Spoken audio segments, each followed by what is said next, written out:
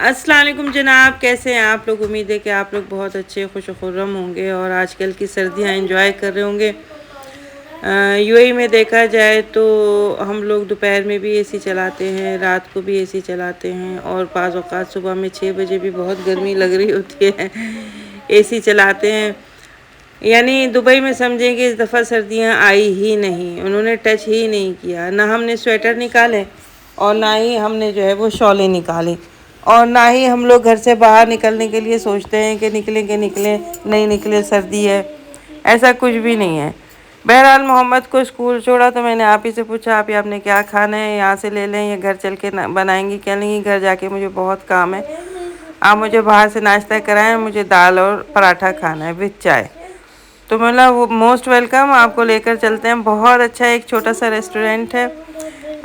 اگر جو یو اے میں ہیں ان کو پتہ ہوگا، 1000 ولا کے پاس، جو شارجہ میں رہتے، 1000 ولا کے پاس ہی ایک چکی ہے، اس کے برابر میں یہ چھوٹا سا ریسٹورینٹ ہے، بہت اچھا کھانا بناتے ہیں۔ بس مطلب ایسا بھی نہیں ہے کہ بہت زیادہ، لیکن مناسب جیسے گھر کا کھانا ہوتا ہے اس طرح سے مل جاتا ہے۔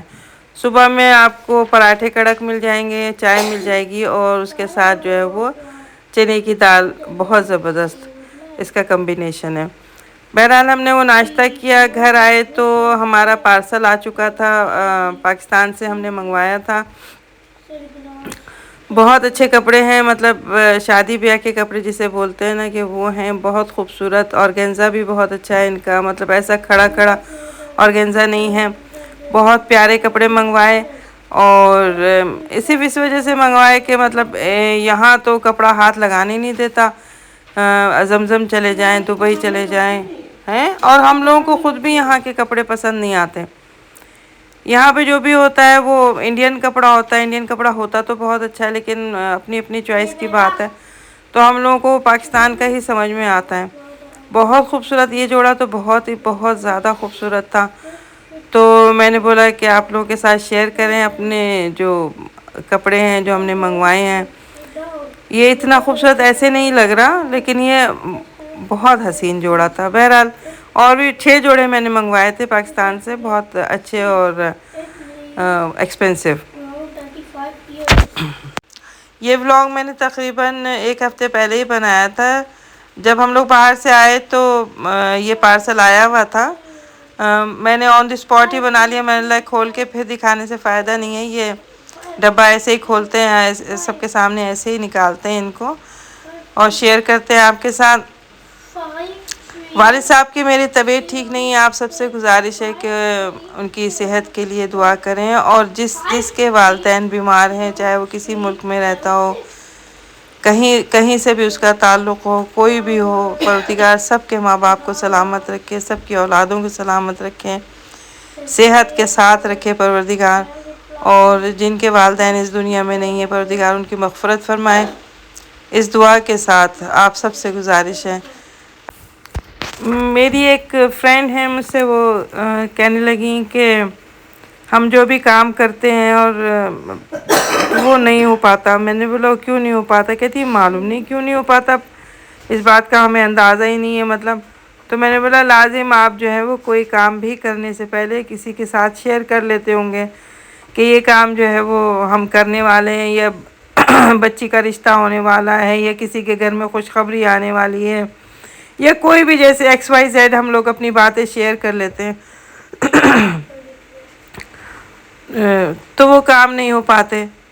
تو میں نے بولا کہ میں نے بہت پہلے ایک بات کہیں سے سنی تھی کہ اپنے خواب اور اپنی باتیں، اپنے آئیڈیاز، اپنے پروگرامز کسی کے ساتھ شیئر نہ کریں جب تک آپ اس کو کر نہ لیں، جب تک وہ چیز سب کے سامنے آ نہ جائے خود سے۔